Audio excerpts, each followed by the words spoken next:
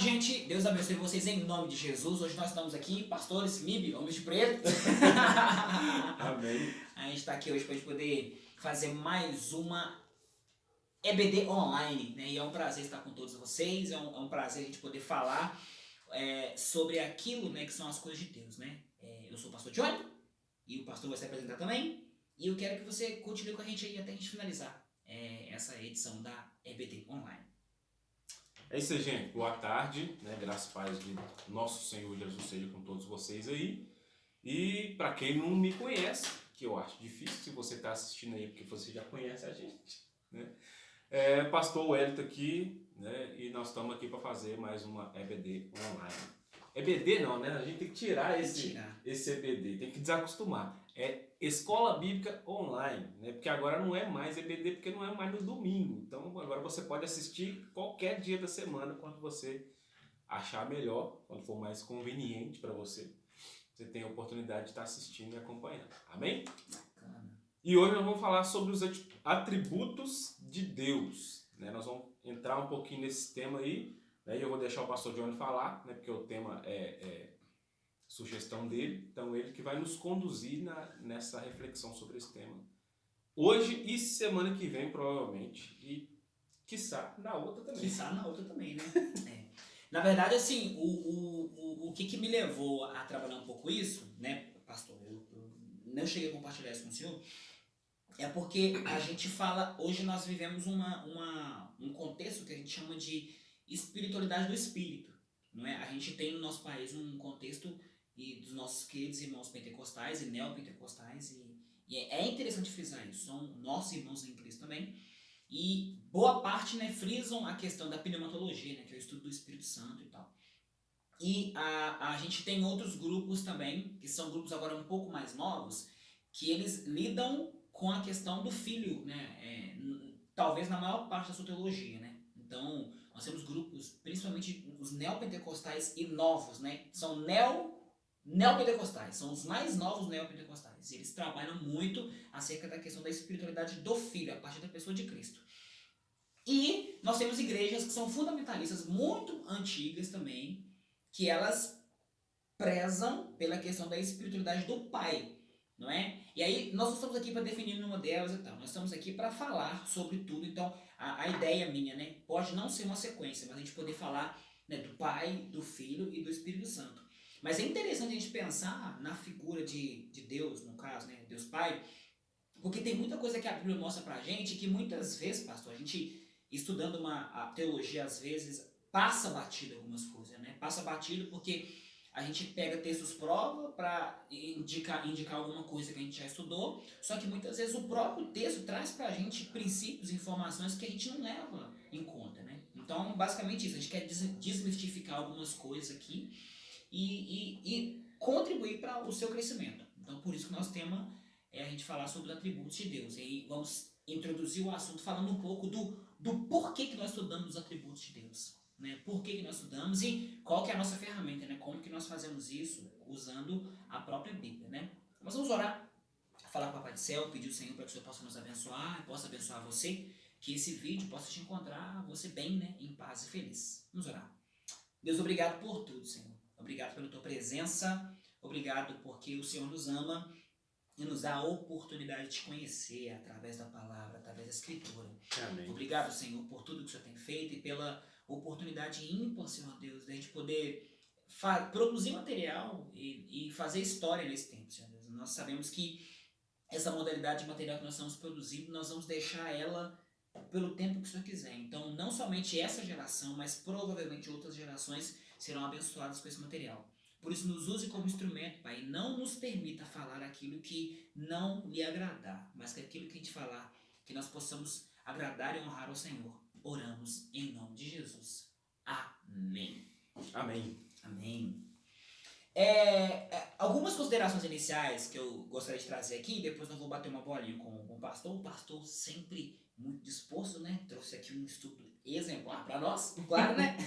Mas, assim, primeiro, quando a gente fala sobre atributos de Deus, algumas pessoas quando vão estudar, principalmente estudantes incipientes, né, no que diz respeito à teologia, vão imaginar que os atributos são pedacinhos que quando a gente junta, forma Deus, né? Eu tô lembrando aqui, pastor, que a Janice estava me explicando lá o negócio da refração da luz. Tem tipo um cristal que você coloca ele na luz, ele reflete a luz nele e ele começa a dividir em várias cores, né? O azul, verde, amarelo e tal. É a refração da luz. A luz ela se divide, né, por várias outras cores. Mas quem olha para a luz branca, né, que é a união de todas essas cores, não vê, tipo assim, nossa, agora eu tô olhando para amarelo. Nossa, agora eu tô olhando pro verde. Não tem condição de saber disso, né? Então, assim, da mesma forma que a luz, Deus ele é indivisível. Então, nós não estamos aqui tratando de uma matéria para a gente dissecar ou dividir o Senhor, né? Uma das características, né, que eu posso dizer que são fundamentais da personalidade da pessoa de Deus é que Deus ele é indivisível, ele é ele é absoluto. Então não há ninguém que possa dissecar Deus, não tem como, é impossível, né? Já aprendemos na teologia já de que a criatura não pode definir o seu criador. Então, pastor Wellington, eu, por mais que a gente esboce, por mais que a gente estude, por mais que você também estude e contribua para esse tema com a gente, nós não conseguiremos, né, dissecar e definir de fato quem é a pessoa de Deus. Mas nós temos indícios, né, que são passíveis de estudo. Então a Bíblia nos dá alguns indícios sobre a forma com que Deus age, sobre os princípios que ele age. Então é por causa disso que a gente estuda os atributos de Deus. Né? Os atributos de Deus, na verdade, é a forma que nós, seres humanos, conseguimos perceber aquilo que Deus está fazendo. E aí, pastor, já que nós estamos batendo uma bola aqui, assim, o senhor acha que é possível a gente perceber tudo que Deus está fazendo? Eu acho que o senhor escreveu um negócio no devocional hoje falando sobre isso, né? Tem coisa que a gente vê e tem coisa que a gente não vê. O que o senhor acha? Então, acho que você já falou sobre isso aí. Eu penso que tem duas questões dentro disso tudo que o pastor falou e dentro da pergunta que ele está falando. Primeiro, a gente não extrai conhecimento de Deus. O que eu estou querendo dizer com não extrai conhecimento de Deus?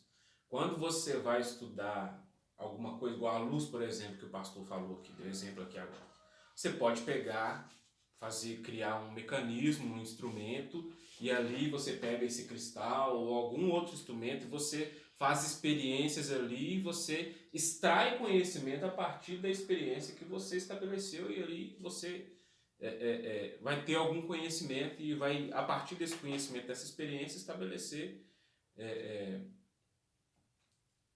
as suas conclusões, vamos dizer assim, né? De certo modo, a teologia também é uma ciência. Né? A gente vai ver isso na teologia sistemática.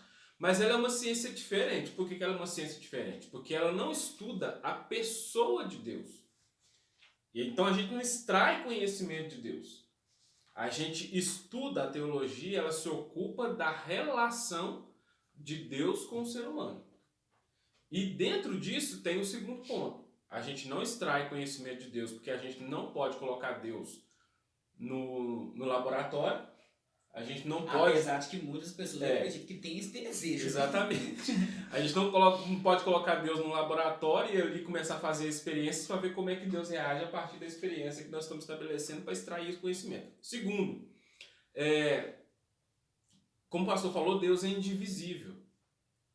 E além de indivisível, ele é tudo aquilo que a gente vai falar aqui, todos os atributos, numa coisa só. Então só é possível, eu escrevo isso no livro Relacionamento, lá no início sobre relacionamento nosso com Deus, só tem duas maneiras da gente conhecer a Deus, ou só teria duas maneiras. Primeira, a gente se elevaria a tal nível que a gente se equiparia a Deus, e aí nós seríamos capazes de conversar tete a tete. Tete a tete. Assim como eu e o pastor, a gente senta aqui para conversar um com o outro, então a gente se equivale. Até na roupa a gente se equivaleu hoje. Né? Falei bem trocado. Então a gente se equivale. Então a gente troca ideia e a gente vai absorvendo conhecimento um do outro. Essa seria uma possibilidade, mas essa possibilidade, obviamente, não existe. Nós não conseguimos nos elevar até Deus para estabelecer esse tipo de relação com Ele. Então a outra possibilidade seria Deus se revelar ao ser humano. E é o que ele faz. É o que ele faz através da criação, é o que ele faz através da Bíblia, que é a palavra dele escrita, é o que ele faz através de Jesus, é o que ele faz através do Espírito. Ou seja, é Deus que se revela a nós. E ele não revela tudo, respondendo à pergunta do pastor. Deus não revelou e nunca vai revelar tudo, por alguns outros motivos também. Por exemplo, primeiro, porque nós não somos capazes de compreender tudo que Deus possa revelar. Né? Eu gosto de usar nas classes, por exemplo, discipulado, Deuteronômio 29, 29. Né? As coisas reveladas são para nós e nossos filhos, né? Para que a gente possa ensinar, para que a gente possa aprender. Esse texto traz uma pulga atrás da orelha, o pessoal não aceita de jeito nenhum. Exatamente. Mas existem coisas que não foram reveladas que pertencem a Deus. Verdade. Ou seja, tem coisas que Deus não revelou, não vai revelar para nós, seja porque a gente não tem capacidade de compreender, ou seja porque simplesmente Deus não quer revelar, e Ele é Deus, Ele tem essa prerrogativa. É interessante que já citando aí, nós vamos falar sobre a onipotência de Deus, né, que você vai falar daqui se não for hoje, você vai falar na próxima, a gente já pode citar já isso, né, que no atributo da onipotência, né, relacionado ao poder do que ele faz, tem também um outro princípio, né, que é o poder do que ele não quer fazer. Então, ele tem o poder de não se revelar de forma total ao ser humano. E ele faz isso, tipo, não precisa prestar contas pra ninguém, né? Nem pra gente. Né? Sem querer entrar, mas já entrando né? na onipotência, essa onipotência, ou seja, a capacidade de poder, né, que Deus tem, ou essa potencialidade que Deus tem, ela não significa, digamos assim, de maneira bem simples, ela não significa aquilo que Deus faz, ou aquilo que Deus pode, mas ela dá a ideia daquilo que Deus em si mesmo tem potência para fazer. Né? E aí a gente entra, por exemplo, nas coisas que Deus não pode fazer. Né? Porque por exemplo, tem coisas que Deus não pode fazer, a gente vai afirmar isso na teologia sistemática. Tem coisas que Deus não pode fazer. Mas esse não pode fazer não significa impotência. Sim. Significa princípio. Fidelidade. Exatamente. Significa que Deus não vai fazer alguma coisa não porque ele não seja potente para fazer, mas porque ele escolheu a partir da sua própria natureza não agir daquela maneira porque aquilo contraria a pessoa dele mesmo. É interessante que nesse contexto aí do coisas que ele não pode fazer, tem coisas também que a Bíblia vai relatar para nós que ele vai fazer de uma maneira assim muito específica, né? Quando ele vai fazer o pacto com Abraão, ele não tendo ninguém maior para jurar, tipo, jura por ele mesmo, né? E quando Paulo escreve a carta para Timóteo, Paulo vai externar a ideia lá de que Deus, ele não pode ser infiel em relação à própria pessoa dele, né? Então, isso é um fato consumado. Toda a revelação dele, a gente vê que ele tem o poder de continuar sendo fiel aos seus princípios. Então, nós estamos falando de alguém que é padrão. Né? Para começo de conversa é isso. O fato de nós estarmos trabalhando os atributos de Deus é para falar que o nosso Deus ele é padrão, né, de todas as coisas. Então, tudo aquilo que nós vivemos, aquilo que nós enxergamos, né, aquilo que a gente consegue ver a partir do Senhor, é um esboço, né, do que a gente extrai da personalidade, da capacidade, de tudo aquilo que nós temos visto em Deus. Tem um autor, eu não vou lembrar o nome dele, mas ele escreveu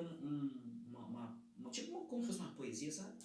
E ele falando assim, ó Deus, me dê olhos para ver tudo que o Senhor me mostra, me dê ouvidos para ouvir tudo que o Senhor me diz, né? Me dê entendimento para compreender tudo que o Senhor me apresenta, e por aí vai. Então assim, na verdade, tudo aquilo que nós vemos e aquilo que nós não vemos glorifica o Senhor.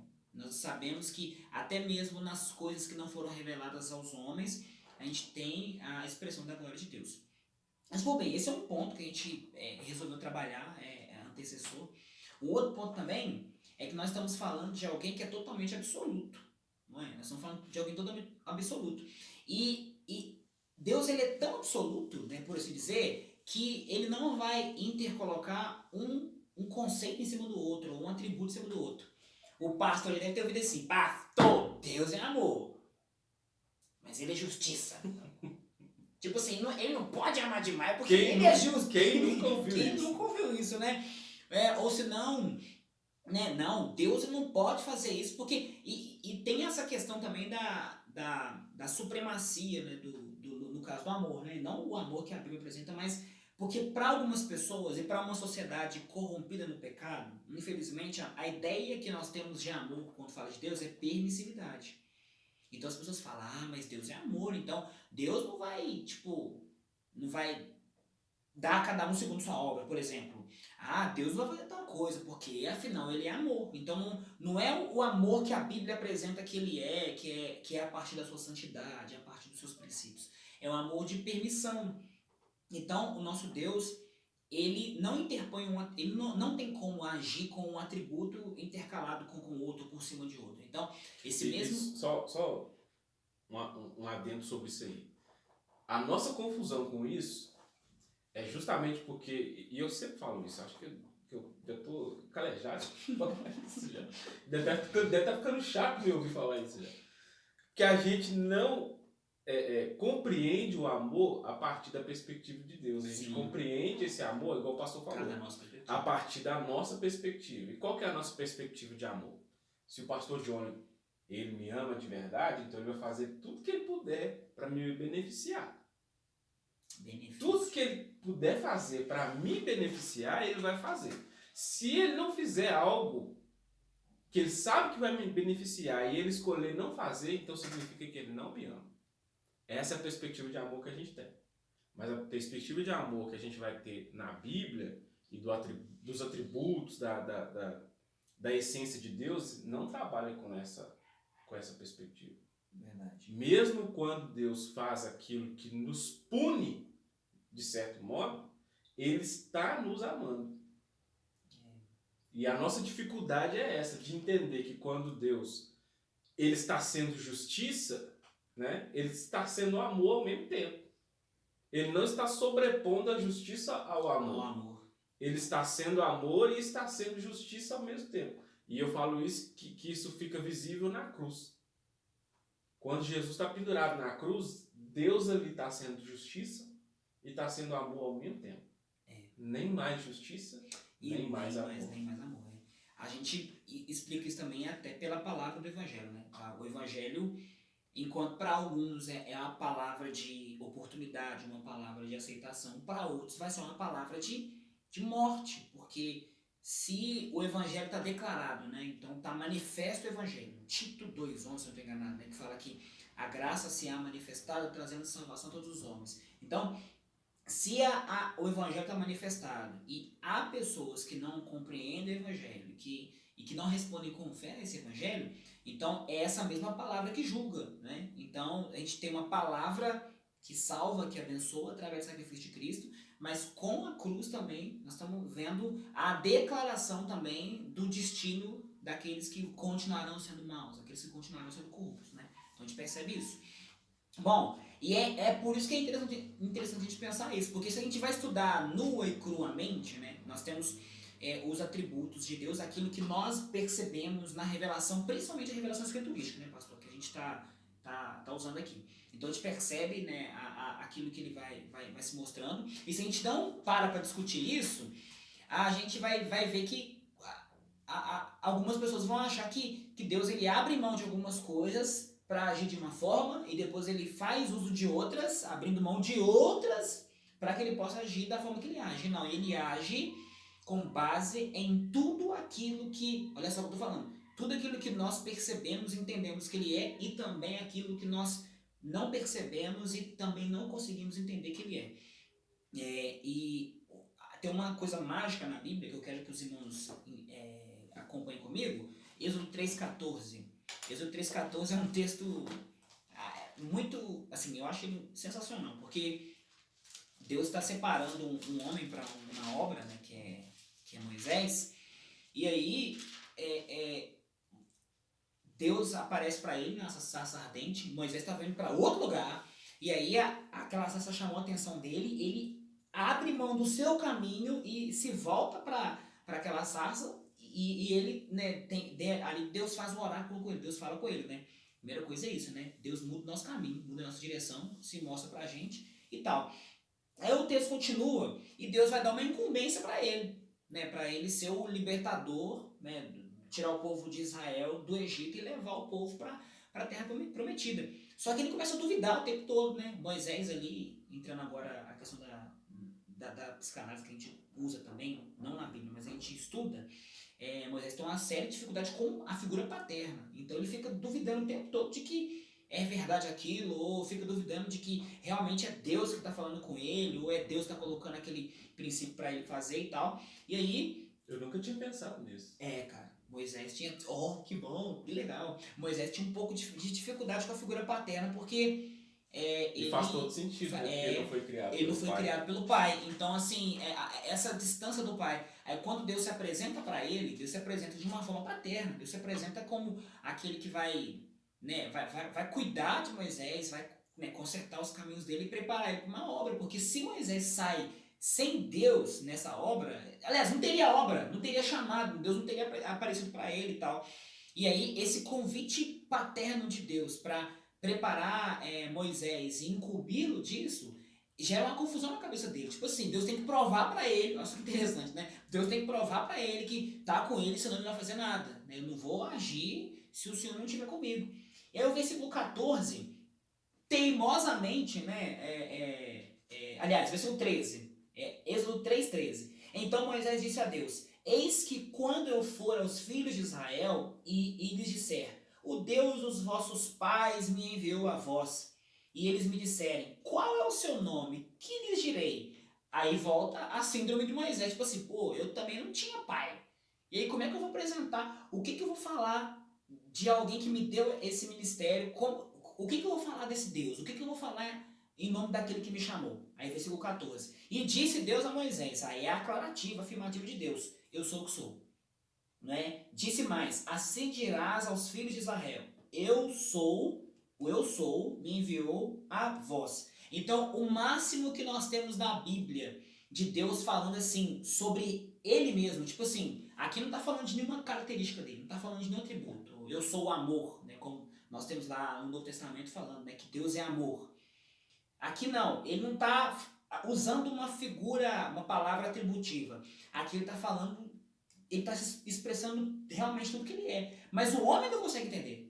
O que Deus está falando para Moisés? Eu sou o que sou. E pronto. Aí, como que Moisés vai compreender essa resposta? Né? Como que o próprio Moisés vai compreender isso? No curso da sua vida, ele vai vendo Deus, né? Ali, o livrinho ali, né? Relacionando tanto com ele quanto com o povo. Então ele vai descobrindo, né? Então acaba que essa vida com Deus é uma vida de descoberta. Então, assim, Moisés é uma figura específica que mostra pra gente. Então, quem somos nós em relação a Deus?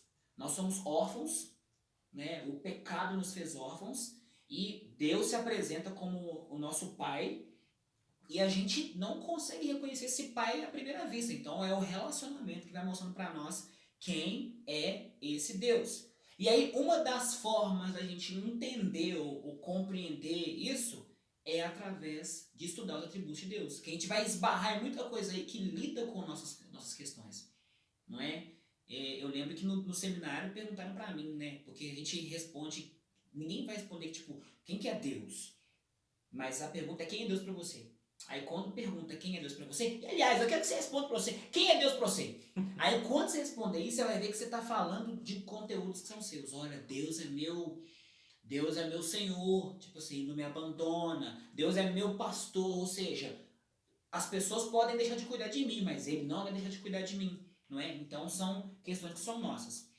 E por assim dizer, a outra última consideração é essa, é a gente trabalhar com muita humildade sobre tudo aquilo que Deus ele quer revelar a gente, porque a nossa lista aqui tem fim, mas a gente acredita que existem muito mais coisas sobre Deus que a gente não vai ter condições de conjecturar, né? A gente não vai ter condições. Então, tudo que nós vamos falar aqui, né, o pastor trouxe ali, versículos falando pra gente sobre as características, eu tenho alguns aqui também, e ainda assim existem mais coisas, né, que a gente não vai conseguir compreender, tá certo? Então vamos lá, vou pedir o pastor agora para falar um pouquinho pra gente, já que nós estamos entrando já no atributos, né? Existem dois tipos de atributos, né, pastor? Qual que é a diferença dos dois tipos e por que a gente estuda os dois tipos?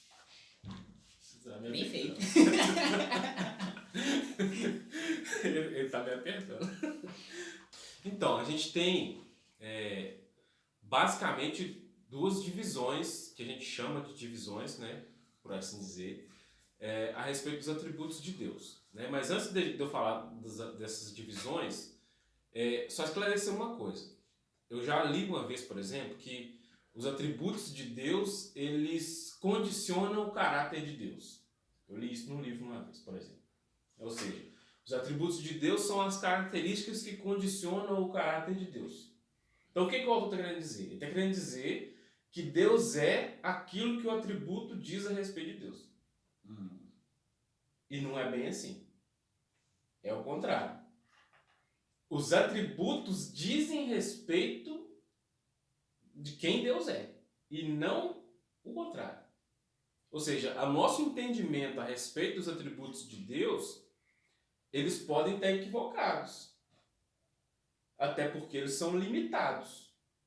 Todos os atributos de Deus, sejam os comunicáveis, sejam os incomunicáveis, há uma limitação até onde a gente pode compreendê-los, né, a respeito do que é a essência daquilo que é o caráter de Deus. Então, Deus não é aquilo que nós achamos que Ele é, ou aquilo que nós pensamos que Ele é. Ele é, como Ele diz na resposta que deu a Moisés aqui no Êxodo. Eu sou o que sou. Consiga você entender quem eu sou ou não, eu sou o que sou. Pronto, eu não vou mudar porque você não me entende ou porque você não me compreende. Bacana, legal mesmo. Né? Então, assim, tem gente que pensa assim, não, eu aprendo sobre a onipotência de Deus. Então, tudo aquilo que eu aprendi sobre a onipotência de Deus, isso é quem Deus é. Não, você pode estar errado no seu entendimento. O seu entendimento pode ter acertos como pode ter erros. Então não são os atributos que definem quem Deus é. Deus é quem Ele é e pronto. Ainda que a gente não compreenda esses atributos. Outra coisa. Os atributos, quando a gente vai falar, vou entrar já direto, né? Então a gente tem os atributos comunicáveis, que são os atributos morais, que a gente chama de atributos morais de Deus. E o que significa que eles são comunicáveis? Significa que eles, que Deus divide ele, digamos assim, vamos usar esse termo, né? Deus divide ele com o ser humano, né? E com a sua criação, de certo modo, né? Então Deus comunica esses atributos a nós quando Ele nos cria, por exemplo. Quando Ele criou o homem lá, a sua imagem e semelhança, o que significa esse imagem e semelhança? Significa que Deus comunicou algo daquilo que era dele, comunicou ao ser humano.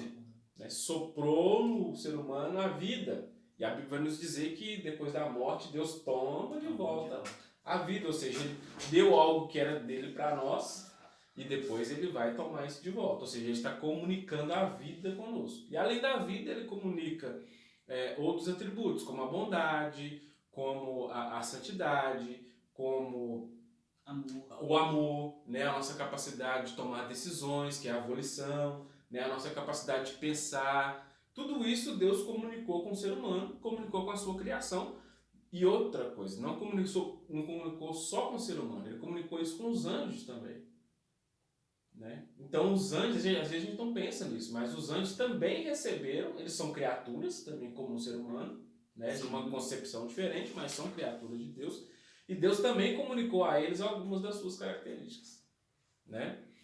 Assim como Ele também não comunicou aos anjos aquilo que não comunicou a nós. Ou seja, os atributos incomunicáveis, que são onipotência, onisciência, onipresença, imutabilidade. Então esses atributos que são só de Deus e que Ele não comunicou conosco, ou seja, nós não somos capazes de ser onipotentes, nós não temos condição nenhuma de ser oniscientes, não temos condição nenhuma de ser onipresentes. Nenhuma mesmo. Né? Nossa. Não temos condição. Se a gente pudesse ser onipresente, ia ser uma benção. Esse né? dia aconteceu um negócio legal. Porque a gente tá gravando os cultos lá da igreja lá. Isso foi muito engraçado. A gente grava os cultos antes, né? E a gente transmite domingo 19 horas.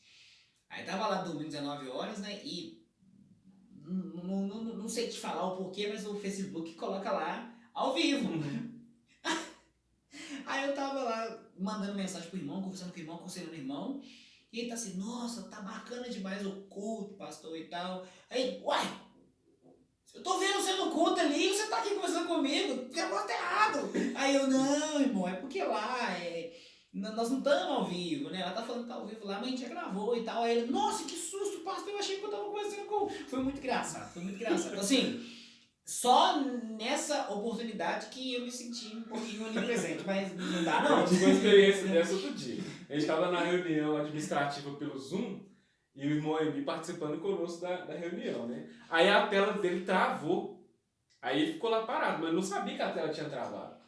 Porque a conexão dele caiu. Aí ele saiu da casa dele e foi para a igreja, que eu estava transmitindo da igreja, eu estava lá no templo transmitindo. E aí ele entrou pela porta e eu olhei a tela e ele estava lá na tela. Eu falei, irmão Emi, o que você fez? O que aconteceu? Você está aqui, lá na sua casa, e você chegou aqui também? Não, pastor, meu negócio travou. Então assim, né, por um momento eu pensei assim, não é o irmão Emi lá ou não é o irmão Emi aqui. Tem uma coisa, né? Mas, seguindo. Então, assim, a gente não tem essas capacidades de ser onipotente, onipresente, onisciente, porque isso Deus não comunicou à sua criação. É algo que é particular de Deus, por isso são atributos incomunicáveis ou atributos naturais, que referem-se à natureza de Deus, à essência de quem Deus é. E essa essência ele só pode partilhar, digamos assim, com ele mesmo. Né? Nem os anjos podem ser oniscientes, onipotente, onipresente. Satanás não é onisciente, onipotente, onipresente, né? Porque dá a impressão muitas vezes que algumas pessoas pensam que Satanás, por exemplo, tem a mesma equivalência que Deus. E quando vai falar, por exemplo, de batalha espiritual. Né? Batalha espiritual. Deus de um lado e Satanás do outro, e os dois debatendo. Não é assim, gente. Satanás não tem equivalência para debater com Deus. Ele não tem os mesmos atributos que Deus para que eles fiquem disputando quem é mais forte, quem é maior, não. Né? A questão de batalha espiritual talvez seja um tema para a gente tratar um dia também, né? É uma outra coisa que a gente começou a complicar. É uma outra coisa que a gente precisa esclarecer também, porque muita gente tem algumas ideias e a má compreensão disso, né, pastor, é só um ponto bacana. É por isso que eu falei que a gente tem que conversar antes, que depois que a gente entra no assunto não dá pra voltar. Mas é bom debater essa questão da batalha espiritual.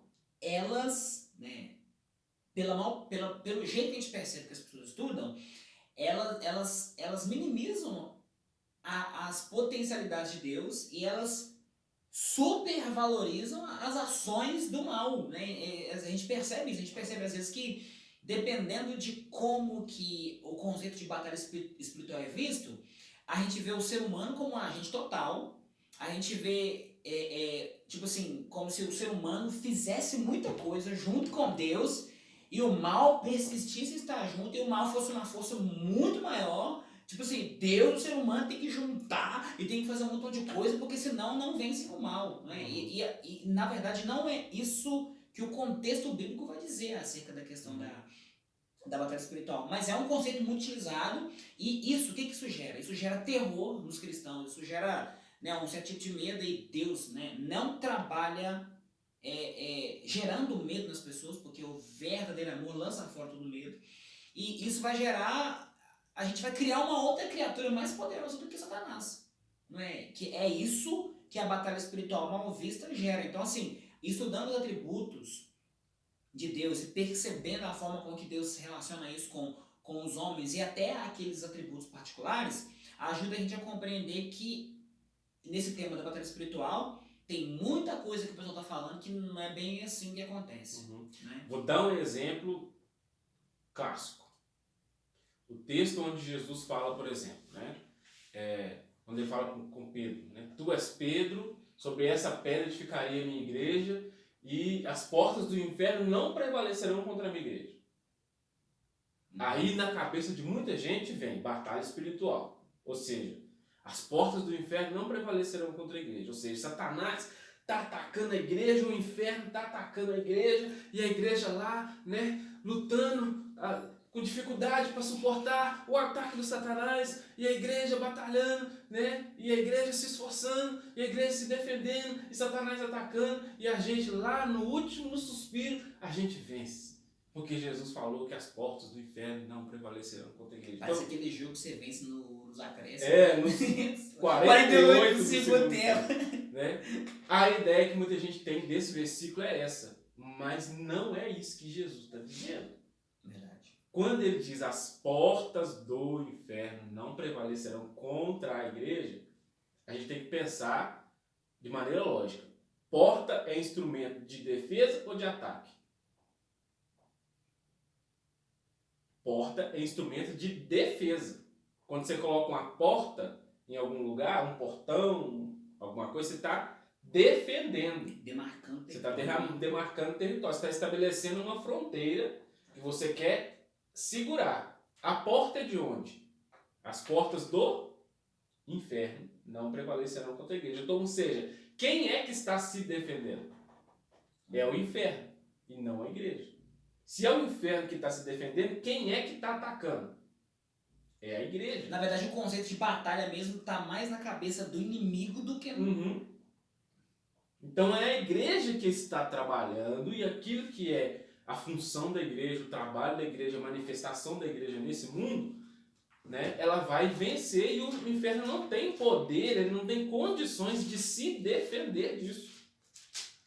Né? Então a gente muda a coisa toda na nossa cabeça, e aí a batalha espiritual vira uma coisa que a gente está sofrendo, em vez de entender que a gente é que está agindo como agente dessa... O que o pastor está falando é bíblico.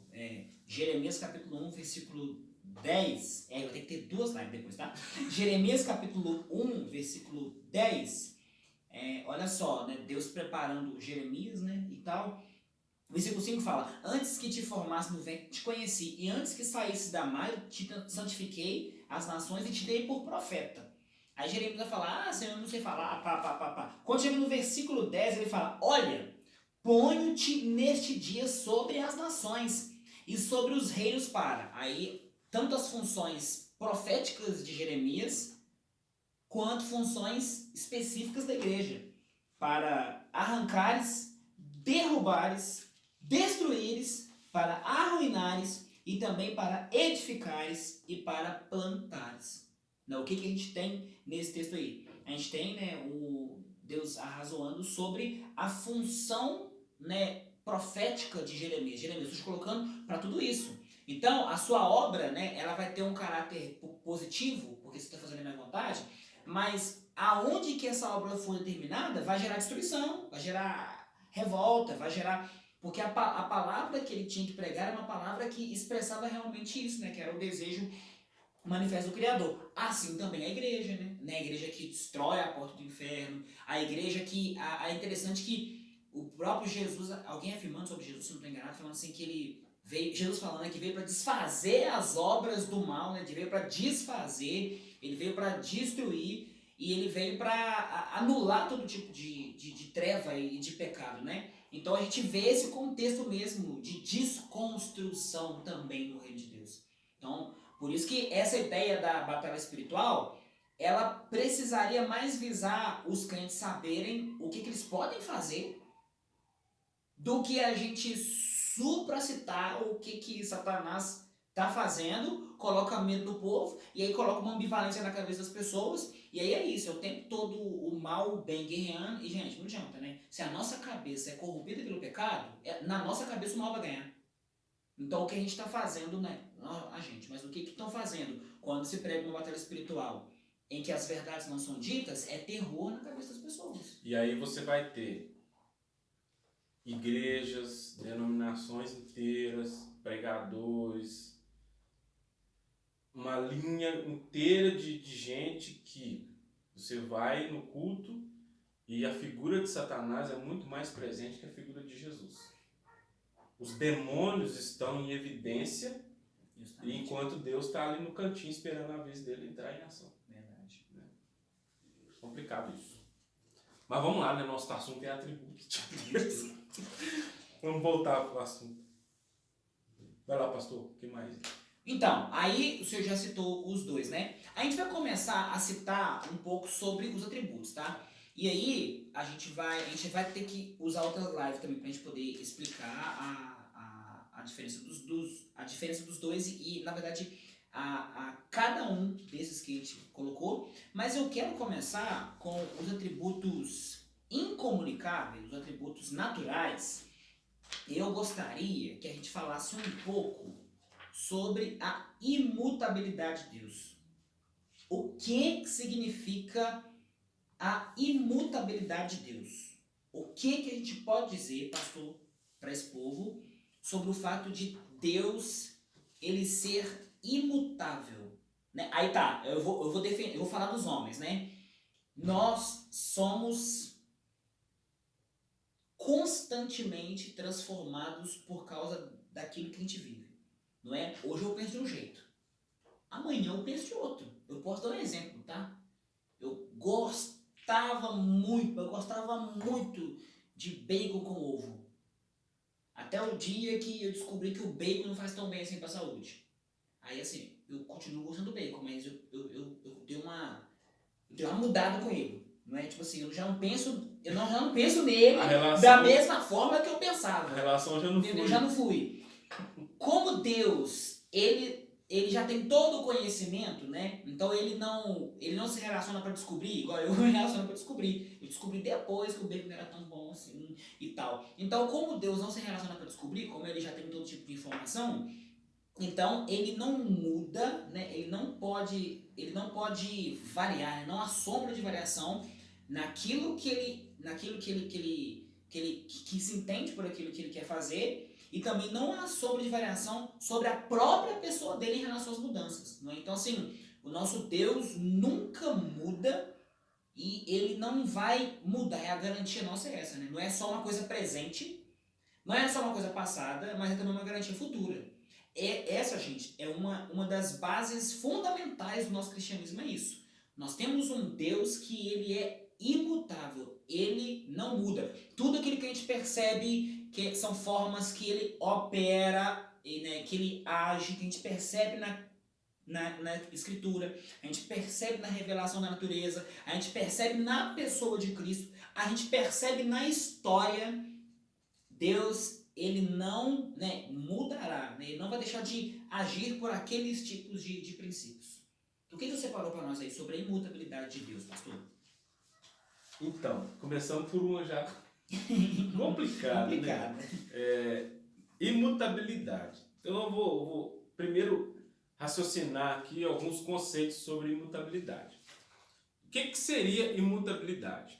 O pastor já falou bastante aqui, já clareia a nossa mente.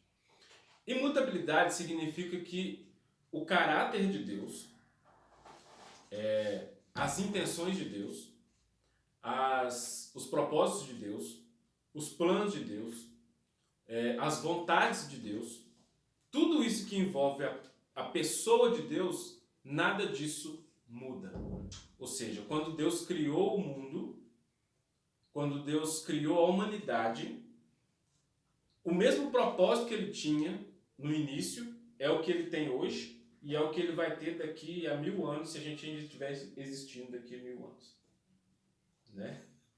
Então, assim, o propósito de Deus é imutável, o caráter de Deus é imutável, as opiniões de Deus são imutáveis, ou seja, tudo em relação à pessoa de Deus não muda. Ou seja, é aquilo que o exemplo que o pastor deu aqui agora. Deus não pensa uma coisa hoje e amanhã ele pensa outra. O caráter de Deus é constante, se chama constância. Né? Deus é constante, ele não é inconstante como o ser humano. Por que nós mudamos? Porque nós somos inconstantes. É o que o pastor falou. Hoje eu quero uma coisa, amanhã eu quero outra. E por que hoje eu quero uma coisa, amanhã eu quero outra? Porque a minha percepção das coisas muda. É interessante, né? Quando você vai lidar com casais, aí vem lá um casal com problema. O que aconteceu? Que problema aconteceu? Eu, pastor, o amor acabou. Eu amava o fulano, mas agora eu descobri que eu não amava. Eu descobri que Ou o amor acabou, ou eu descobri que eu não amava o fulano assim, do jeito que eu achava que eu amava. E aí tá a gente lidando com as imperfeições do caráter e das ações humanas. Né? Coisa que a gente não vai encontrar em Deus. Né? Porque o que eu estava falando, o exemplo aqui é excelente. Um casal que se casou, depois de um tempo, chega e fala assim, ó, não te amo mais. A percepção desse casal, dessas pessoas, mudou a respeito um do outro. Sim.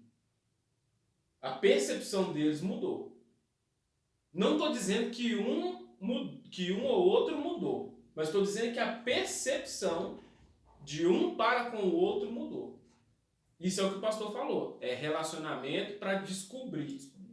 Eu vou me relacionando com a pessoa e aí eu vou descobrindo coisas a respeito delas que vai fazendo a minha percepção mudar a respeito dela. Né? Com Deus isso não acontece. Por quê? Porque Deus é pleno de conhecimento. Não há nada que Deus venha a conhecer que ele já não conheça. Não há nada que Deus precise conhecer para então emitir uma opinião. Para eu emitir uma opinião sobre alguém, por exemplo, eu preciso conhecer essa pessoa antes. Eu preciso me relacionar com essa pessoa para depois eu chegar, pastor João, e falar assim, ó, a minha opinião a respeito de fulano de tal é X, X, X e Y. Porque agora eu conheci, agora eu me relacionei, eu ouvi falar, né, eu troquei uma ideia com ele, então agora eu tenho uma percepção a respeito dessa pessoa. Daqui a 10 anos, essa percepção pode mudar. Mas eu estou em constante mudança porque as minhas percepções estão mudando. Deus não tem mudança nas suas percepções porque não há nada de novo debaixo do céu, como diz Provérbios, para Deus. Pastor, aí deixa eu só, aí, assim, eu imagino que todo mundo tá ali e deve estar pensando isso. Qual que é o prejuízo que nós teríamos se Deus, ele mudasse, assim, os seus propósitos, as suas visões, né? Mudasse ser quem ele é? Qual que seriam os prejuízos que nós teríamos? Para ser bem sincero, não faço ideia. Não faço ideia. Por quê? Porque se você conjectura uma mudança, você está presumindo imprevisibilidade. Você está presumindo uma imprevisibilidade. Né? Vamos dizer assim. Ou seja, a nossa segurança em Deus é justamente porque Ele não muda. É por isso que a gente fala que a gente está seguro em Deus, porque Deus não muda. É por isso que é difícil, né? Por exemplo, para uma pessoa virar e a pessoa tem razão. Não, a pessoa já não vai ter razão. Ninguém é desculpável de Deus. Mas alguém fala assim, eu não quero mais saber... A gente ouve isso, né? Eu não quero mais saber do evangelho, não quero mais saber de igreja, não quero mais saber de nada, porque tipo assim, Deus não faz as coisas que eu quero. Tipo assim, eu esperava coisas, esperava que Deus fizesse, e aí a pessoa vem e ela se enche de expectativas, e aí, tipo, mas não tem nada acontecendo, né? Os demônios, né? Não tá nada acontecendo, não tô vendo nada, não tô sentindo nada, e aí, assim, a reclamação dela é essa, tipo assim, ou Deus me esqueceu porque eu oro e Ele não me escuta, ou eu oro e Ele não me responde. Então, se a gente conhece um Deus que, né, não muda, então fatalmente tudo aquilo que a gente tem percebido de dificuldade nesse relacionamento são problemas nossos.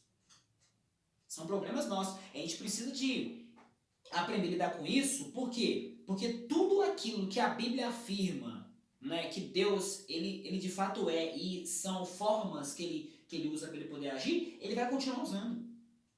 Então a gente não tem condições de encontrar um novo Deus nessa caminhada. Na verdade é o contrário, né? A gente que se torna novo. Sim. Então, como eu estava falando, essa imprevisibilidade a respeito de Deus, ela geraria exatamente isso que gerou no meu coração quando você fez a pergunta. E se Deus mudasse, o que aconteceria? Não sei, porque se Deus mudasse, praticamente seria como se a gente não tivesse perspectiva de futuro. Ou seja, eu não sei o que vai acontecer no futuro, porque se Deus muda... Dá até vontade de pregar isso, né? Não, no seu futuro Deus vai estar lá do jeito. Porque se Deus muda, então eu não posso ter confiança de que Ele vai cumprir aquilo que Ele disse, porque Ele mudou. Eu não posso ter confiança de que no final das contas, ou seja, quando Jesus vier nos buscar, se mesmo a gente tendo fé em Deus, confiando em Deus, fazendo a vontade de Deus, entregando nossa vida para Jesus, a gente não vai ter confiança que Deus vai dizer assim, olha, vamos para o céu porque eu preparei o céu para vocês. Ele podia dizer assim, desisti de preparar o céu. Estava difícil, estava complicado, vocês estão me dando trabalho demais, então vai ter céu não, fica aí mesmo. De acordo com algumas teorias, vocês não foram bons o suficiente. Vocês não foram bons o suficiente, então eu mudei de ideia. Fica aí na terra e vai sofrendo do jeito que vocês estão sofrendo e eu fico aqui na minha. Né? Ou seja, você gera uma enormidade de hipóteses de coisas que Deus pode... Catástrofe. Né? Exatamente. E todas elas vão culminar em catástrofe. Né? Então, por isso a imutabilidade de Deus é tão importante. E os textos bíblicos que eu separei aqui para a gente ver essa imutabilidade, o primeiro deles está em Malaquias 3:6. Se eu anotei, é certo, né? Isso. Malaquias 3:6. Eu estava procurando esse texto. Estou digitando aqui para procurar esse texto. Porque eu, o Senhor, não mudo.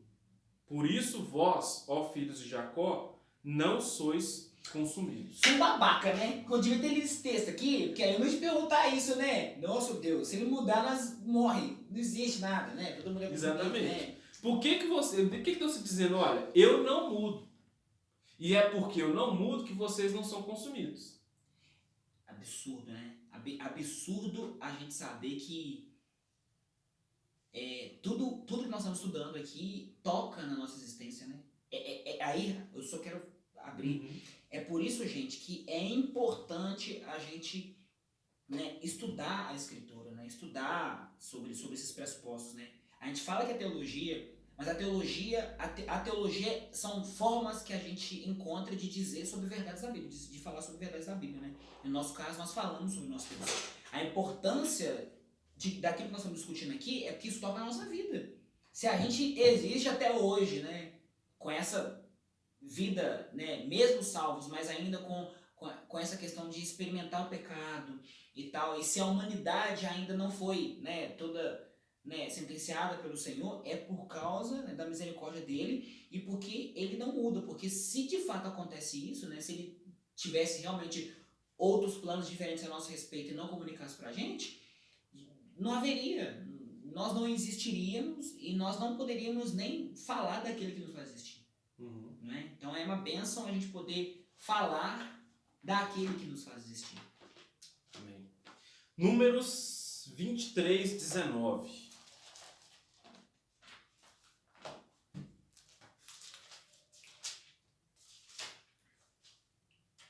Deus não é homem para que minta, nem filho do homem para que se arrependa.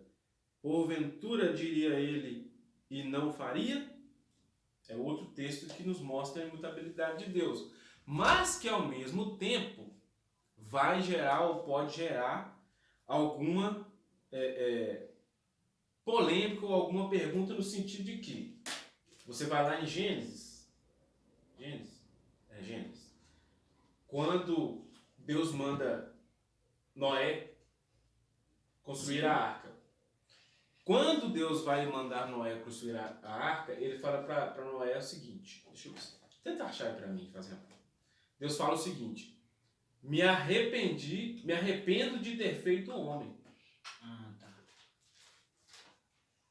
Deus vai dizer isso, me arrependo de ter feito o homem, no texto de Gênesis, se não me engano. Gênesis, peraí, e aí alguém vai perguntar o seguinte, o texto de Gênesis está dizendo que Deus não se arrepende de ter feito, que Deus se arrependeu de ter feito o homem. O texto que nós acabamos de ler aqui agora, Números 23:19, diz, Deus não é homem para que minta, nem filho do homem para que se arrependa. Como é que a gente concilia esses dois textos? Achou não? Gente, é safe.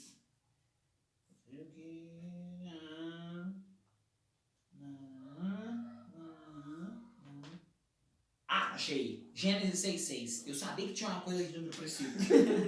Gênesis 6,6. Lê, Paulo. Então arrependeu-se o Senhor de ter feito o homem sobre a terra, e pesou-lhe em seu coração. E disse o Senhor: destruirei o homem que criei de sobre a face da terra, desde o homem até ao animal, até ao réptil, e até a ave dos céus, porque me arrependo de os ter feito. Como é que a gente concilia os dois textos, pastor? Nossa, que pergunta difícil. Pergunta quantas bananas que tem lá na feira. A gente concilia essa pergunta com uma palavrinha que eu uso o tempo todo. Cosmovisão. Quando Deus inspira o autor bíblico, seja o autor de Gênesis, seja o autor de Números a escrever, esse autor, escritor do texto, ele está recebendo inspiração do Espírito Santo, mas o Espírito Santo não anula aquilo que é a cosmovisão dessa pessoa que está escrevendo. E voltando naquilo que nós Ele falamos... não fica infrutífero, né, enquanto ele recebe a revelação. Exatamente. Então Deus não anula o conhecimento e a cosmovisão que essa pessoa tem. Né? Deus não anula isso. E outra coisa, lembra que nós falamos lá no início sobre a nossa percepção que muda? Lembra que nós falamos sobre a nossa ideia do que seja o atributo de Deus? Que essas ideias podem estar erradas? É o que acontece aqui. Esses dois textos, eles têm cosmovisões diferentes. Os dois autores de cada texto, eles têm uma cosmovisão diferente.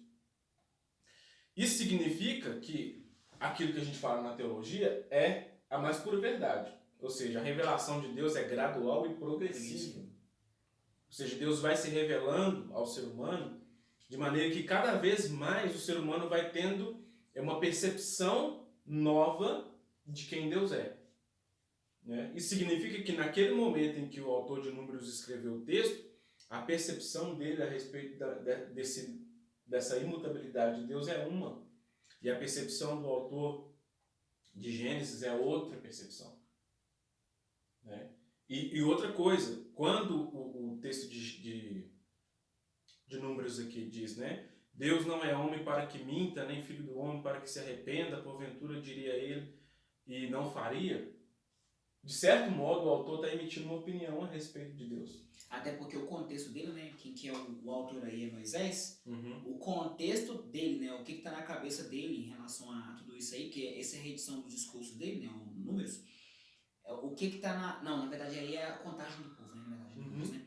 O que está na cabeça dele, quando ele está escrevendo isso, e especificamente sobre a questão da profecia de Balaão, é a teimosia do povo, né? O povo vai sair do Egito para caminhar até Israel, e no meio do caminho o que mais acontece? É o povo falando: Moisés, não volta para trás, não volta para trás, não volta para trás. Não é tipo assim, por que vocês estão se arrependendo disso? Tipo assim, o Senhor nos tirou de lá e prometeu que nos levaria e está conosco e tal. Então, aí o que circula na mente dele é ele ficar tendo contato com um povo que não tinha muita certeza do que estava fazendo, um povo guiado, né? O pastor tocou aqui num ponto que é importante a gente pensar. Eu estou falando aqui do autor, mas sabe assim, mas o autor de Gênesis e de Números é o mesmo, que é Moisés, é o Pentateuco. Sim ou não? Aí tem a diferença, né? A forma com que o Gênesis ele foi escrito, né? Porque o Gênesis, esses livros de, no caso, Êxodos, Levíticos, Números e Deuteronômios, ele está amarrando o Gênesis, né, que é, no caso, a revelação, porque Moisés não estava lá, ele está amarrando essa revelação junto com a história de um povo. Exatamente. Né? Você falou a chave dele que eu ia falar. Moisés estava lá quando o texto diz aqui, e arrependeu-se Deus de ter feito o homem? Não. Moisés não estava lá. Então ele não está falando daquilo que ele viu, ele não está falando da experiência dele, ainda que ele tenha redigido o texto, mas ele está falando a respeito daquilo que alguém disse. Uhum. E a ideia deste alguém, a cosmovisão deste alguém é diferente da cosmovisão apresentada aqui em Números. Porque senão alguém vai falar assim: esse pastor é burro, né? Foi Moisés que escreveu o Gênesis, foi Moisés que escreveu o Números, então é o mesmo autor. Vamos pensar, né? Vamos pensar um pouquinho. Moisés não estava lá na criação. Ele não estava no momento da queda. Ele não estava no momento em que Deus mandou o dilúvio, quando Deus mandou Noé construir a arca. Então ele exatamente, ele não estava lá. Então, nessa confusão aí ele estava. Ele não estava presente nesses acontecimentos. Então ele ainda que tenha sido ele que relatou tudo isso, que eu acredito, né, que ele recebeu aquilo que a gente chama de tradução oral, né? Ele recebeu essa informação e ele está transcrevendo essa informação. Mas o que está dentro dessa informação é passível de mudança de percepção, mudança de cosmovisão. E é por isso que os dois textos aparentemente têm uma contradição. E muita gente vai usar isso para dizer que a Bíblia não é confiável, por exemplo. Sim. Ah, não, o texto bíblico não é confiável, porque aqui está falando uma coisa que eu estou falando outra. Já pode dizer que Deus mudou ali de ideia, então. Né? Então, mas não é isso. A imutabilidade de Deus é presente e a gente vai ver isso em outros textos mais. Só um outro texto para a gente finalizar aqui. Salmo 102, verso 26. Minha Bíblia, eu uso tanto essa Bíblia, já está soltando os trem aqui, ó. Tem que mandar colar. De Bíblia velha eu entendo. Salmo 102, verso 25 e 26. Desde a antiguidade fundaste a terra, e os céus são obra das tuas mãos. Eles perecerão, mas tu permanecerás. Todos eles se envelhecerão, como um vestido. Como roupa os mudarás, e ficarão mudados. 27. Desde a antiguidade... 27. 27. Porém, tu és o mesmo, e os teus anos nunca terão fim. É verdade, é porque tá aqui, 27, que eu tô enxergando muita coisa. 27! Sim. Então, esses versículos aqui, culminando no 27, o 27 ele apresenta para nós duas coisas, então. Ele, além de apresentar para nós a imutabilidade de Deus, ele apresenta também a eternidade de Deus. Os seus anos não terão fim. Né? Os seus anos não terão fim, né? Ele permanece o mesmo, tu és o mesmo. Ele está mostrando para nós, apresentando para nós a imutabilidade e a eternidade de Deus. Certo? Bacana, muito bacana. Amém. Acho que é isso.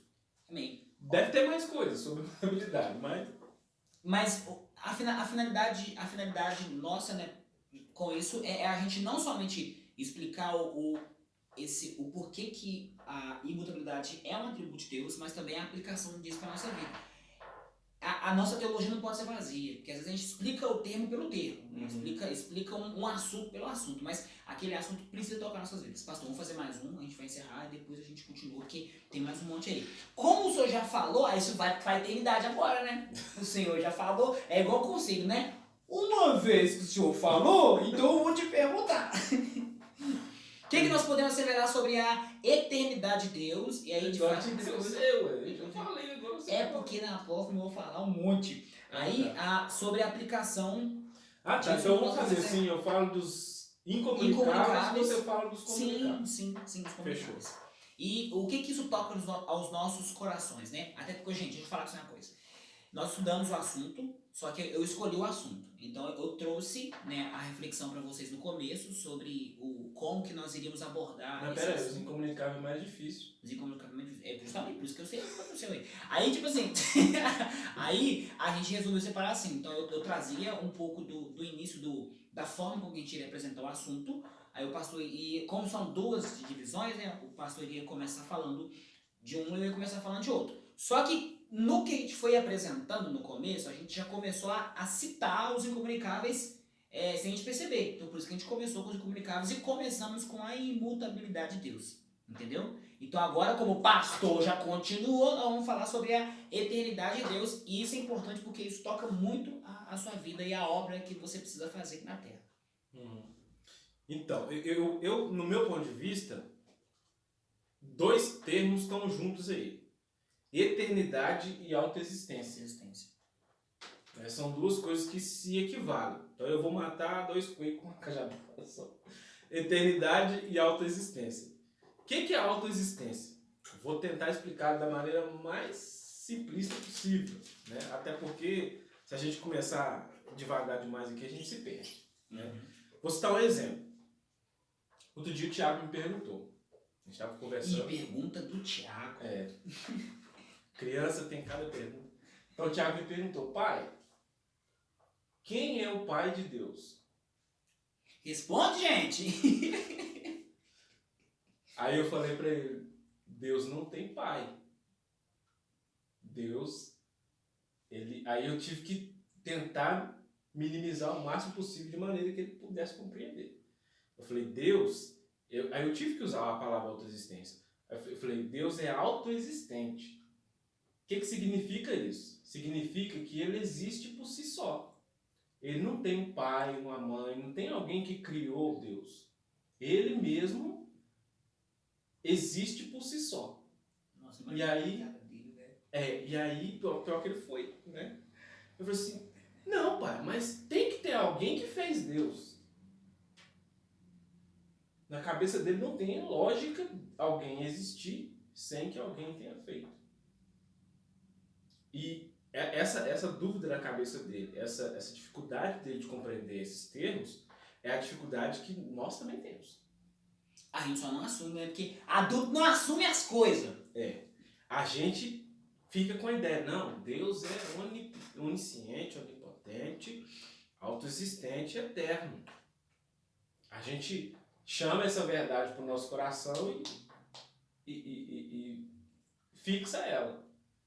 Mas se alguém apertar um pouquinho, fala assim, não, mas me explica aí como que é isso então.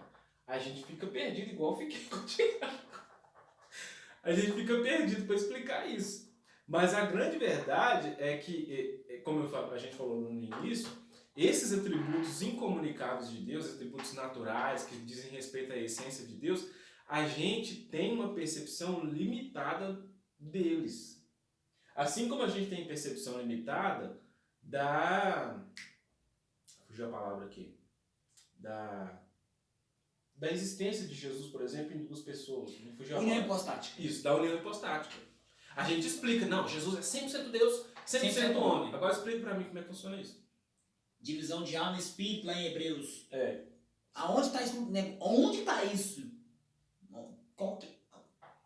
Explica pra mim, titim por titim, como que Jesus é 100% homem e 100% Deus ao mesmo tempo. Aí a gente agarra. E por que a gente agarra?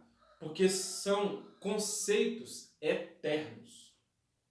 São conceitos referentes à essência de Deus. E aí a gente volta no que o pastor afirmou no início da live. A criatura não pode definir o Criador. Verdade. Se eu chegar aqui com uma resposta assim, ó, imutabilidade e autoexistência de Deus é assim, assim, assim, funciona dessa maneira, é assim que Deus se autoexistiu. Você pode olhar para mim e falar assim, você está muito loucão, né? Ou então você já é quase Deus, né? Por quê? Porque são conceitos que fogem à nossa percepção total. A gente pode afirmá-los por quê? Porque Deus os revela para nós. E é interessante que até a linguagem que a Bíblia é, porque muitas vezes pessoas acham que a Bíblia, né, isso é um conceito assim até sarcástico, sabe? Tem gente que acha que a Bíblia é um manual tipo de quiz, sei lá, que é pergunta e resposta. Né? Você pergunta, a Bíblia vai lá e responde. Um quiz. Nesse sentido. Então, tipo assim, não, vai para a Bíblia que tem. Um texto que você vai citar daqui a pouco, que é o Salmo 92, você não tem lá uma explicação de como que é isso. Você tem lá uma declaração. Ó, você não vai entender o que é isso, mas olha, você tem que saber que antes que os montes nascessem, de eternidade a eternidade, tu és Deus. Aí você tem uma constatação que ela pode ser absorvida pela fé, mas quando você vai explicar, como é que você vai explicar uma coisa que você acredita pela fé? Como que você vai conseguir explicar? Aí, qual que é a única forma de você traduzir isso para quem está perguntando? É pela fé também. Olha, Tiago, você acabou de falar pro seu filho, né, Tiago? A resposta que eu posso te dar é que nós acreditamos que Deus é autoexistente. Aí ele vai ficar olhando pra sua cara assim, mas não pode, o que significa isso? Você vai falar, não, mas aí o máximo que a gente vai poder fazer é isso, é pegar e mostrar para nós. Nós confiamos por causa desse tipo de relato, né? E a dúvida do Tiago é pertinente, porque são as nossas. E a gente, né, muitos grupos, né, não cristãos, e até cristãos também, não aceitam essa explicação nós acreditamos pela fé realmente, porque a gente não consegue traduzir em palavras humanas o que significaria essa autoexistência. Não tem como. Eu não encontro palavra humana para descrever como funciona isso, porque está além da fronteira da nossa cabeça. Exatamente. Então, assim, o que eu estou querendo dizer com tudo isso? Que esses termos, eternidade, autoexistência e outros mais que a gente vai falar daqui para frente, a gente trabalha com eles a partir da revelação. Ou seja, Deus nos revelou. Então, ou seja, a palavra escrita, a escritura está aqui para nos dar evidência daquilo que Deus está revelando. Mas a revelação em si, nós cremos nela pela fé. Ainda que nós não tenhamos explicação plausível, quando eu digo plausível, é científica mesmo, coisa que você pode pegar, evidenciar. Isso é uma caneta. Eu posso pegar e dizer, isso é uma caneta. Isso é evidência plausível, é evidência física. Autoexistência de Deus, imutabilidade de Deus, onipresença, isso não é palpável. São conceitos, como eu falei, conceitos eternos, conceitos que a gente crê e entende pela fé. Mas vamos lá. Deuteronômio 33, 27.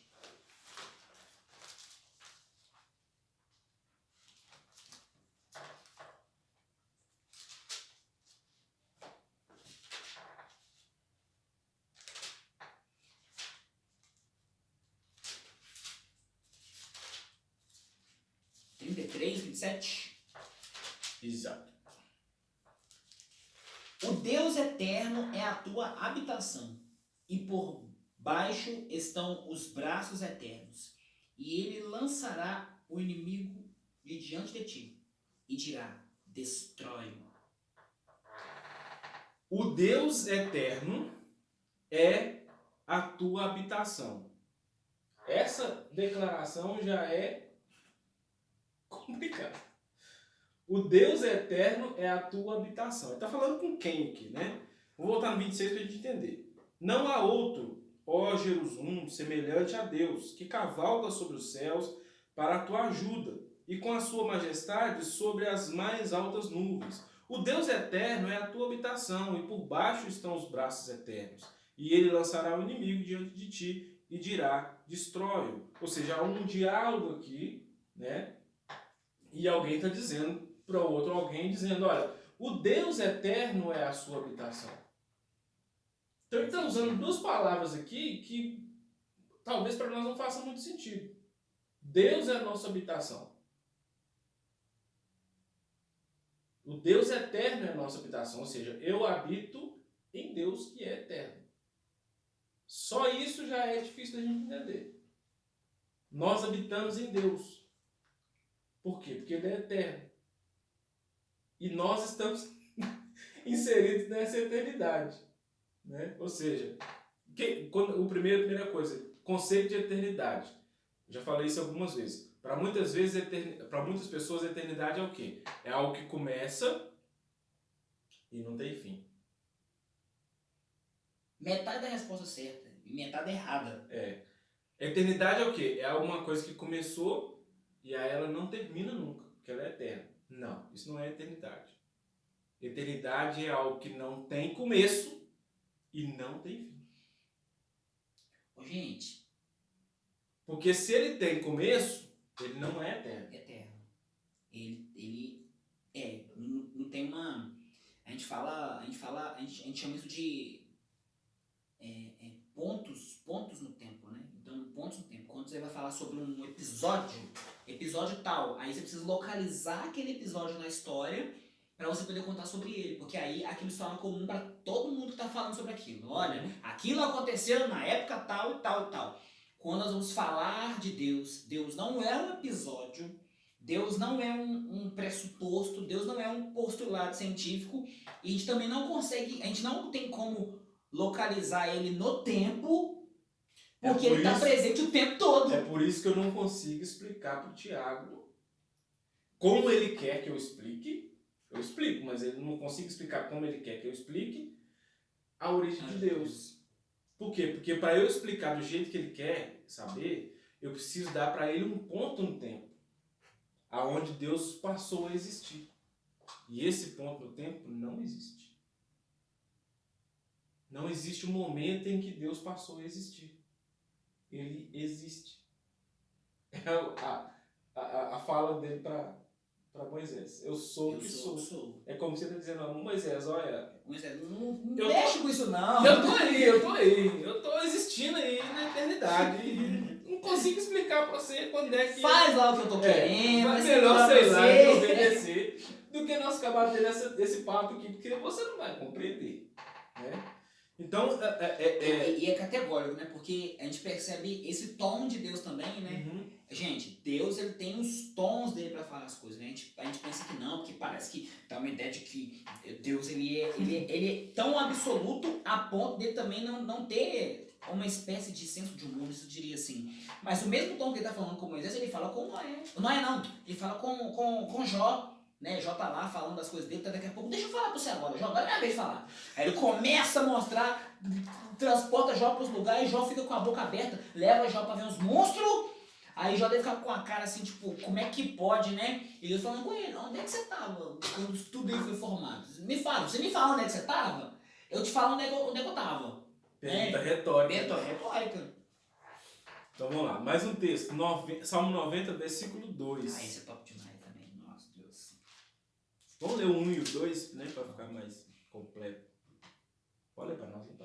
Senhor, tu tens sido nosso refúgio de geração em geração. Antes que os montes nascessem, ou que tu formasses a terra e o mundo, mesmo de eternidade a eternidade, tu és Deus. Nossa, não tem.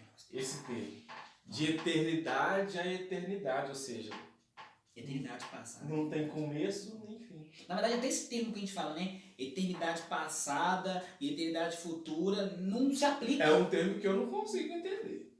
Desde o seminário eu não consigo entender o que é eternidade passada e o que é eternidade futura, porque eternidade é eternidade. É porque, tipo assim, pastor, um cabeção tem que falar para outro cabeção. Então, como nós é humano e todo mundo é cabeção, os outros acham que nós chamamos de cabeção, né? Aí, tipo assim, a gente não consegue compreender bem o que você tá falando se a gente não fizer um mapa na nossa cabeça, né? Aí, o que seria essa eternidade passada, né? É aquilo que a gente consegue conjecturar, que, tipo assim, são movimentos de Deus que a gente percebe que já aconteceram, né? Os que a gente consegue constatar, né? E o que seria eternidade futura? São os movimentos de Deus que a gente ainda não percebeu e sabe que é na época vindoura, né? Mas são termos, assim, são muito humanos, né? Não tem como a gente conjecturar. São próprios nossos. Não dá, não tem limitados. Como. A gente só poderia explicar tudo isso se Deus desse para falar assim, Johnny e Wellington, é assim que vocês têm que falar, entendeu? E é de fato, né? Então, assim, até mesmo, eu acredito que é um ponto pessoal.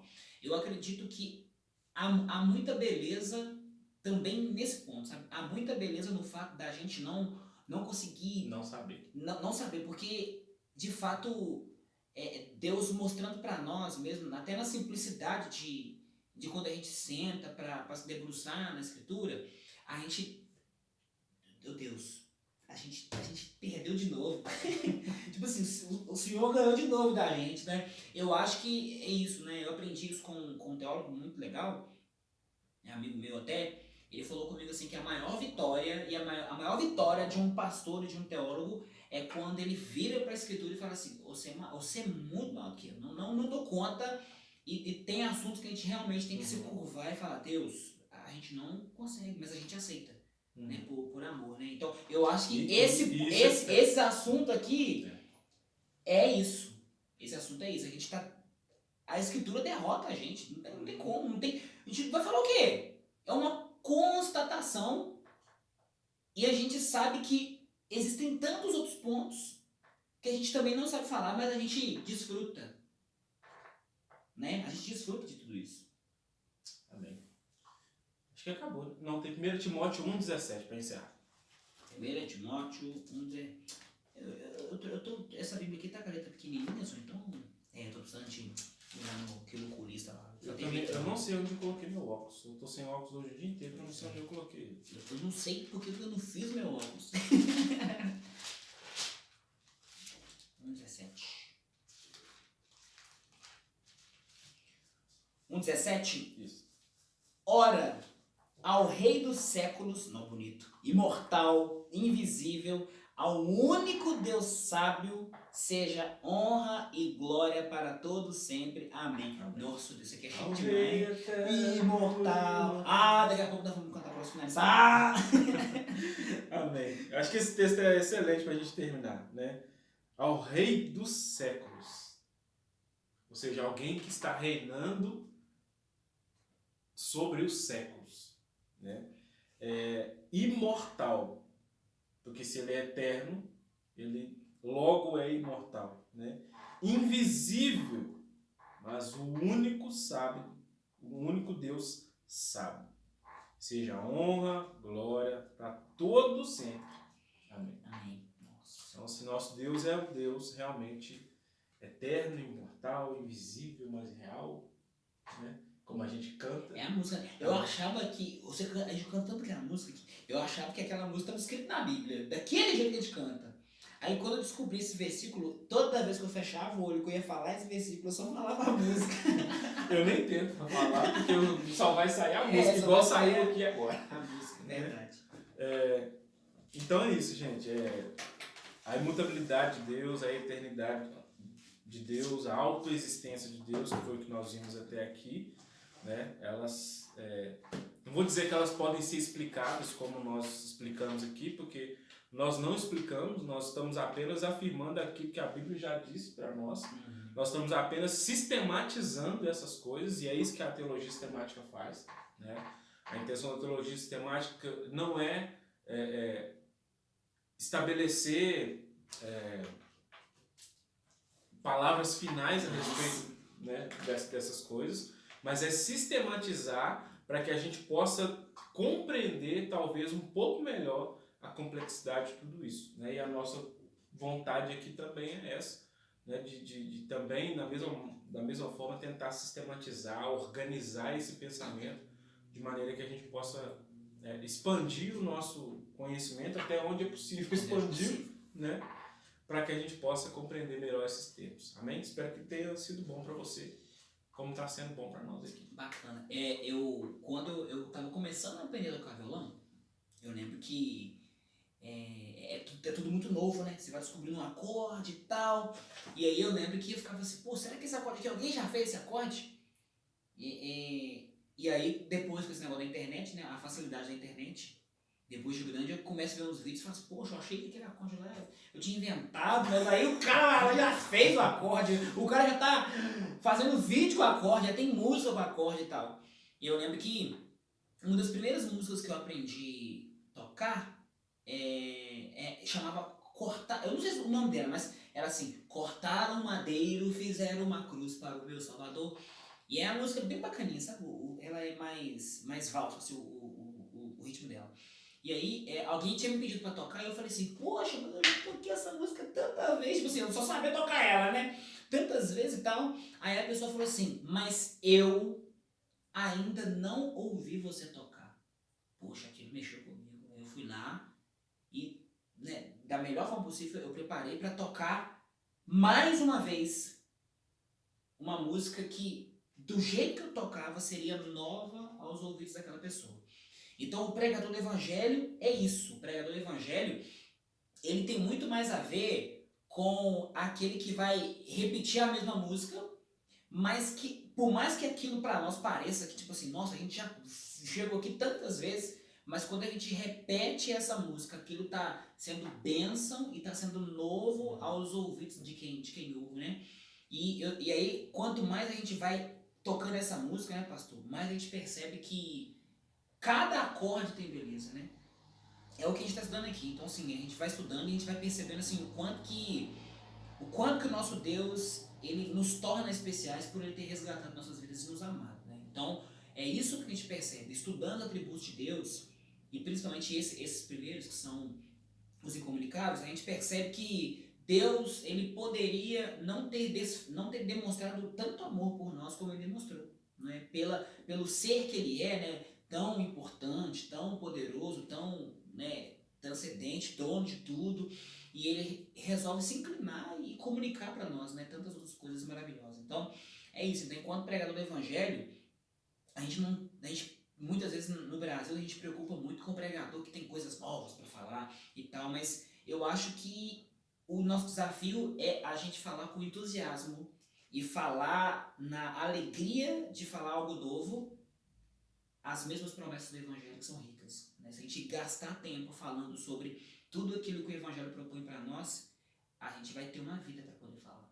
Então, assim, que Deus abençoe sua vida, em nome de Jesus, que tudo isso que a gente fala e com essa, né, essa escola online, que ela possa, né, fazer com que você sinta prazer, sinta gosto mesmo de estudar a palavra, né, de estudar a Bíblia, porque de fato isso é a parte que não pode ser tirada de você. Né? Todo mundo pode tirar tudo que você tem. Você pode tirar sua casa, seu carro, sua família, mas esse desfrutar da palavra de Deus, do conhecimento de Deus, ninguém pode tirar.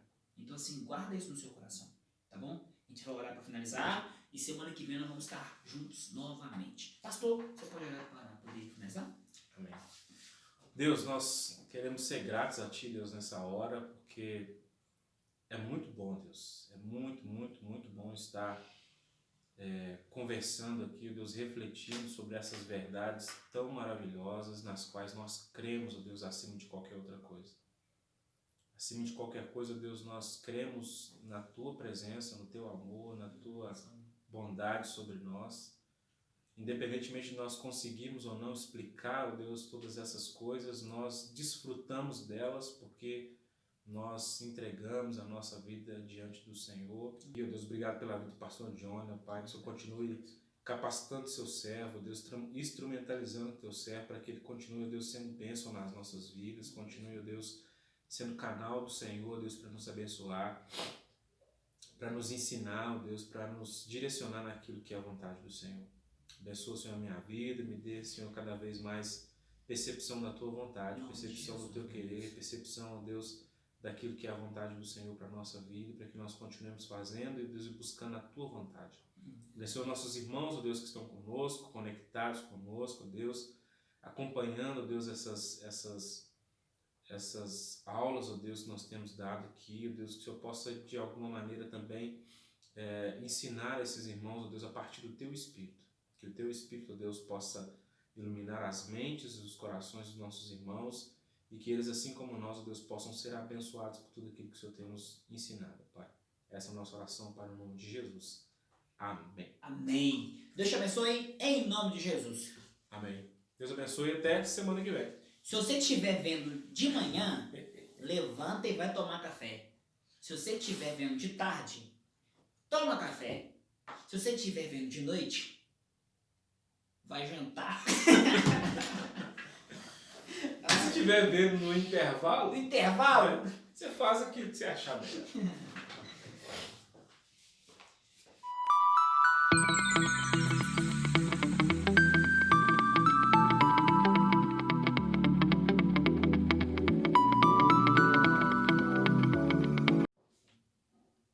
Como é que tá pra você a luzinha? Não, tá bom. Eu não vou ficar olhando no pé, não. Vou ficar olhando assim mais de boa e tal. Não sei o que significa de boa, não, mas tudo bem. Gravando já. Tá gravando já? Nossa, Deus, cara. Nossa, tá muito preto, não? Nossa, Deus. A camisa preta. Eu acho que não.